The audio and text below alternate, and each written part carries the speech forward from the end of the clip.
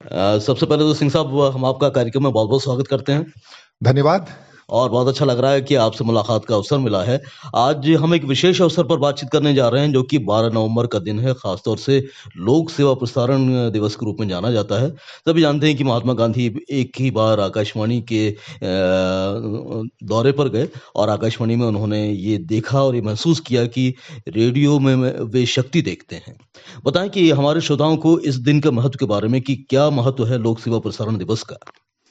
बिल्कुल, जैसा कि संजय आपने बताया कि महात्मा गांधी की पहली विज़िट और आखिरी विज़िट कहें दिल्ली स्टूडियो की थी, 12 नवंबर 1947। दिन काफ़ी कठिन थे क्योंकि विभाजन हुआ था। विभाजन के बाद लोग धीरे-धीरे सेटल हो रहे थे। कुरुक्षेत्र से लेके हरियाणा, दिल्ली के आस-पास का जितना इलाका था, जितने शरणार्थी आए हुए थे, उन सबको संबोधित करने के लिए उन्हें लगा कि इससे बड़ी शक्ति और कोई नहीं हो सकती। तो उस शक्ति का उपयोग करने के लिए वो दिल्ली के स्टूडियोज़ आए थे। तो ये घटना जैसा कि सब लोग जानते हैं 12 नवंबर की है, 1947 की और वहाँ से फिर उन्होंने उन शरणार्थियों को संबोधित किया था। मतलब ये हमें तभी समझ में आ गया था कि लोक सेवा प्रसारक के रूप में आकाशवाणी से सशक्त माध्यम और कोई नहीं है। हाँ, देखो कहा ऐसा जाता है ना कि गवर्नमेंट मीडिया है, सब चीज़ें गवर्नमेंट के माध्यम से चलती हैं और महात्मा गांधी एक नॉन गवर्नमेंट पोस्ट पे थे, किसी किसी उस पे नहीं थे। एक सामान्य नागरिक थे। एक सामान्य नागरिक की सामान्य नागरिक से कनेक्शन, उनसे बातचीत, वो एक बहुत महत्व वाली चीज़ थी। इसीलिए उनकी जो कहना चाहिए उनका जो ब्रॉडकास्ट था, उनका जो संदेश था वो इतना महत्वपूर्ण हो गया और आगे चल के लगा कि ये जो दिवस है बहुत महत्वपूर्ण है और इसको हमें ऐसे ही परिप्रेक्ष्य में मनाना चाहिए। तो दिन तो वो रहा, लोगों के ज़हन में रहा, सब कुछ चलता रहा। लेकिन 2001 के बाद इसको फिर एक मान्यता देकर एक लगातार फिर उसको लोक प्रसारक दिवस के रूप में मनाना शुरू हुआ। बिल्कुल, लोक सेवा प्रसारण का दिवस का महत्व हमारे लिए बहुत ज़्यादा हो जाता है और सभी जानते हैं सिंह साहब कि लोक सेवा प्रसारक के रूप में आकाशवाणी और दूरदर्शन का अपना एक अलग स्थान है और लोगों की अपनी विश्वसनीयता है। लोगों ने भरोसा जताया है आकाशवाणी और दूरदर्शन पर। आप इस भरोसेमंद सशक्त माध्यम के सहभागी भी रहे हैं, आपने लंबे समय तक सेवाएँ दी हैं। क्या महसूस किया है कि क्यों ये बाकी चैनलों से सबसे अलग हैं? देखो जैसा कि इसका नाम है, हमारा जो ब्रॉडकास्टिंग सिस्टम है पूरा, वो पूरा ही लोक प्रसारक पे चलता है। हमारे शुरू से ये रहा अवधारणा रही कि हम लोगों का जीवन स्तर कैसे सुधारें, कैसे उनके जीवन स्तर में कुछ बढ़ोतरी हो। उसके लिए सही मायने में आदमी को एक अच्छे एंटरटेनमेंट की ज़रूरत होती है, एक एजुकेशन की ज़रूरत होती है, शिक्षा यदि अच्छी है, मनोरंजन अच्छा है, सूचना अच्छी है, तो ये सब चीज़ें एक आम आदमी के लिए बेहद ज़रूरी हैं और इसका ख़्याल शुरू से रखा गया। जितनी भी शिक्षा के प्रोग्राम हैं, जितने भी सूचना के कार्यक्रम हैं, एंटरटेनमेंट के कार्यक्रम हैं, कहीं न कहीं उनमें एक कड़वी घुट्टी को ऊपर चाशनी में लपेट कर लोगों तक पहुंचाने की कोशिश की गई क्योंकि कोई भी आदमी, कोई भी चैनल, किसी भी तरह के प्राइवेट चैनल, उनके कॉमर्शियल एंगल हैं, उनके व्यावसायिक एंगल हैं, लेकिन ये एक ऐसा एंगल है, एक ऐसा कहना चाहिए प्रसारण प्लेटफॉर्म है जहां पर कि सिर्फ चारों तरफ से कहीं से भी घुमा फिरा के यदि हम देखें तो उनके कल्याण की ही बातचीत होती है। अब कुष्ठ रोग जैसे कार्यक्रम है, कौन प्रसारित करेगा, इसमें कहाँ पैसा रखा है? ऐसे बहुत सारे कार्यक्रम हैं हमारे, ऐसी बहुत सारी अब गवर्नमेंट की सूचनाएँ हैं, गवर्नमेंट की पॉलिसीज़ हैं, इतने सारे नियम कानून डेली बनते रहते हैं, उन तक लोगों तक कैसे पहुँचे और बिना खर्च के, बिना पैसे के, क्योंकि आजकल तो सूचना भी बिकती है। अब ऐसे युग में जहाँ आर्थिक तंत्र इतना हावी हो, जहाँ हर चीज़ अर्थ पे डिपेंड करती हो, वहाँ पर इतना सुलभ साधन, इतना सुलभ ब्रॉडकास्ट प्लेटफॉर्म कहाँ होगा। तो हम कह सकते हैं कि शुरू से जब से चाहे वो हम फॉर्मेट कोई भी रखें, हम चाहे फीचर बनाएं, चाहे हम ड्रामा करें, चाहे हम संवाद करें, चाहे हम परिचर्चा करें, सब में एंगल वही रहता है कि किस तरह से लोगों का जीवन स्तर सुधरे, कैसे लोक प्रसारक को हम सिद्ध कर पाएं, कैसे उसकी सार्थकता बनी रहे। बिल्कुल, मतलब ये है कि बहुजन हिताय और बहुजन सुखाय के जो सूत्रवाक्य को पूरा करने के लिए ये लोक प्रसारक हमारे जो हैं आकाशवाणी और दूरदर्शन लगातार प्रयास कर रहे हैं। आकाशवाणी में रहते हुए आपने बहुत सारे प्रयोग किए हैं सिंह साहब, और इन प्रयोगों का काफ़ी प्रतिफल भी हमने देखा है कि लोगों ने आकाशवाणी के प्रति अपना अलग ही लगाव व्यक्त किया है।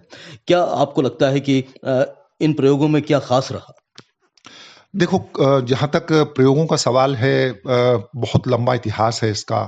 चाहे हमारे ग्राम सभा के कार्यक्रम हों, चाहे चौपाल नाम रखो उसको, ग्राम सभा कहो, उसको किसी भी नाम से रखो, उसमें जितने भी प्रयोग किए गए, चाहे वो एग्रीकल्चर के फील्ड के प्रयोग हों, वो लोगों तक, जनमानस तक पहुँचे।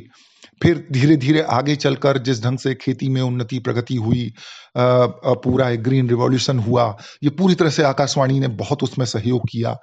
फिर जहाँ हम अपनी सुरक्षा की बात करते हैं, जहाँ हम अपने सीमाओं की बात करते हैं, वहाँ पर उन दिनों आकाशवाणी ने बहुत विशेष कार्यक्रम किए, बहुत अलग ढंग से कार्यक्रम किए।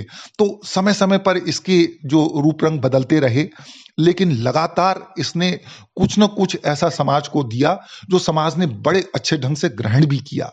एक तो बात वो होती है कि चलते-फिरते कोई चीज़ सुनी और एक कान से सुनी और दूसरे से निकल गई, और एक वो जो लोग आत्मसात करें, लोगों को लगे कि ये हमारी ही कोई बात कही जा रही है, हमसे ही कोई कनेक्टेड चीज़ है, हमारा ही प्लेटफ़ॉर्म है।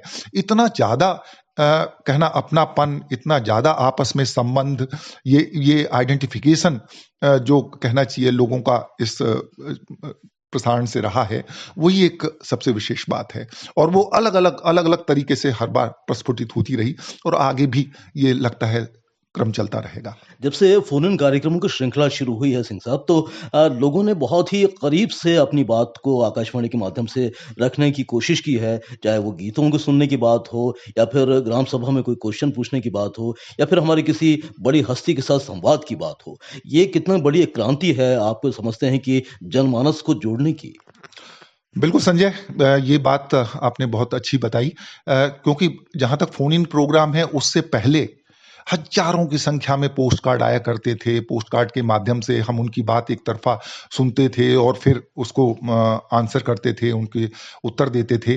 लेकिन जब से फ़ोन इन कार्यक्रम आया, जब ये एक टेक्निकल क्रांति आई, उसके बाद से एकदम पूरी तरह से कहना चाहिए ब्रॉडकास्ट का नक्शा बदल गया।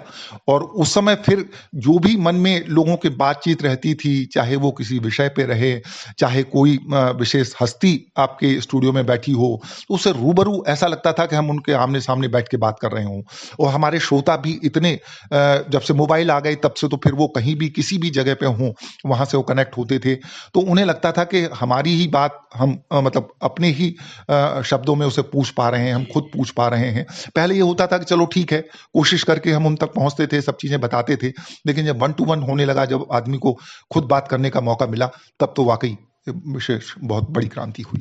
तो ये विश्वास बना रहे, ये मोहब्बत बनी रहे, लोक सेवा प्रसारक हमारा जो आकाशवाणी है, दूरदर्शन, उसके प्रति, इसके लिए अभी और कौन-कौन से स्तरों पर हमें विशेष रूप से ध्यान देने की आवश्यकता है? क्या और भी इसमें प्रयास होने चाहिए? देखो, सबसे बड़ी बात ये है कि जब से सोशल मीडिया आ गया, तब से काफ़ी चीज़ें बदल गईं।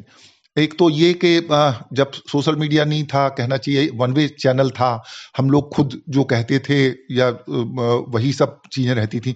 सोशल मीडिया आने के बाद चीज़ें काफ़ी बदली हैं, और अब ये है कि ये चैनल बहुत वाइब्रेंट हो गया और टू वे चैनल है। तुरंत आपकी रिएक्शंस तुरंत मिलती हैं, आपने यदि थोड़ा-सा भी कुछ किया है इधर-उधर तो तुरंत आता है। लेकिन ये है कि कई बार ये लगता है कि यार दूसरे चैनल इतने अच्छे प्रोग्राम, एंटरटेनमेंट के प्रोग्राम देते रहते हैं, दिन भर उनके एक अलग टाइप का उनका एक फॉर्मेट है, तो हमें भी कहीं न कहीं उसमें घुसना चाहिए। ये बात ज़रूर है कि कहीं थोड़ा बहुत लालायित होते हैं हम लोग भी, लेकिन हमें अपने उस लोक प्रसारक के जो कवर है, जो लोक प्रसारक का जो एक कहना चाहिए बेस है, जो पीछे एक उसके हाँ, अवधारणा है, ऑब्जर्वेशन है, उसको नहीं छोड़ना है, चाहे कैसी भी परिस्थितियाँ आएँ, क्योंकि गाहे-बगाए जो चीज़ सही होती है, जो सत्य होती है, जो चीज़ लोगों के काम की होगी, वो कहीं न कहीं से लोग ज़रूर पकड़ेंगे, और ये चैनल ऐसे ही आगे चलते रहेंगे। तो 12 नवंबर लोक सेवा प्रसारण दिवस के इस अवसर पर आकाशवाणी के पूर्व कार्यक्रम अधिकारी होने के नाते आप क्या मैसेज देना चाहते हैं सिंह साहब? और क्या निवेदन है आपका हमारे सुनने वालों से? हमारा कहना बस यही है, क्योंकि इस समय जिस ढंग की स्टाफ शॉर्टेज है, जिस ढंग के हालात हैं ब्रॉडकास्टिंग के फील्ड में, उसमें जिस जिस भी तरह से हम कर सकें, हम अपनी विश्वसनीयता को न खोएँ। और बहुत मतलब उसको कहना चाहिए बहुत कैजुअल लेके न चलें। लगता है कि अरे नहीं, अब कौन सुनता है सोशल मीडिया के इस युग में, अब रेडियो का क्या योगदान है, क्या करेगा, ये तो जस्ट एक ऐसे ही गाहे बाहे चल रहा है। इसको न सोच कर जो भी हम काम कर रहे हैं उसको पूरी तन्मयता से करें, उसको बहुत ईमानदारी से करें, और ये मान के चलें कि अभी भी लोग हमें सुन रहे हैं और हमसे कनेक्टेड हैं। इतनी महत्वपूर्ण बात की आपने, लोकसभा प्रसारण दिवस पर इतना समय दिया और बहुत सारे आपने हमें सुझाव दिए, उसके लिए हम आपके बहुत-बहुत आभारी हैं। और एक बार फिर से आपको पब्लिक ब्रॉडकास्टिंग डे यानी लोक सेवा प्रसारण दिवस की शुभकामनाओं के साथ इस बातचीत को समाप्त करते हैं। बहुत-बहुत धन्यवाद। धन्यवाद संजय।